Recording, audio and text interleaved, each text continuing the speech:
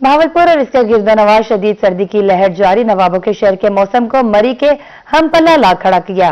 महकमा मौसमियात के मुताबिक भावलपुर का कम से कम दर्जा हरारत 4 डिग्री सेंटीग्रेड रिकॉर्ड किया गया, जो मरी के दर्जा हरारत से सिर्फ 1 डिग्री के फर्क पर है। सुबह सवेरे मतला कैसा है, जानते हैं ताहिर जोधियाना से।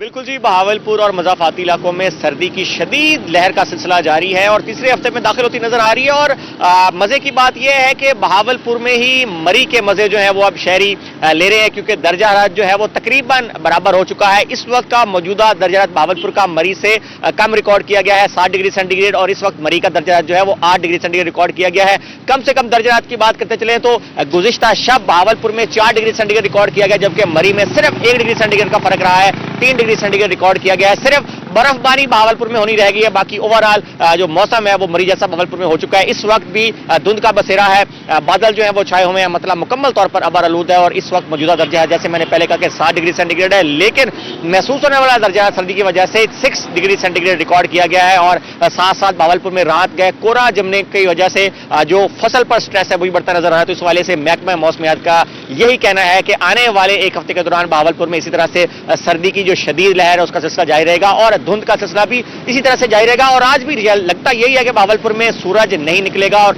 सर्दी का सिलसिला जो है वो मुकम्मल तौर पर दिन भर जारी रहने का इम्कान है। तो बहावलपुर के शहरी आज भी सूरज की तपश से महरूम रहेंगे और दर्जा जो है वो मामूल से कम रहने का इम्कान है। आज बहावलपुर में ज्यादा हरारत जो है वो 17 डिग्री सेंटीग्रेड तक जाने का इम्कान है और आने वाले 3 से 4 रोज के दौरान इसी तरह का दर्जा जो है वो रहने का इम्कान है। तो इस वजह से शहरियों को यही कहा गया है कि एहतियाती तदाबीर जो है वो लाजमी अपनाएं ताकि इस शदीद सर्दी के मौसम से बचा जा सके। जी बहुत शुक्रिया ताहिर जोधियाना आपका।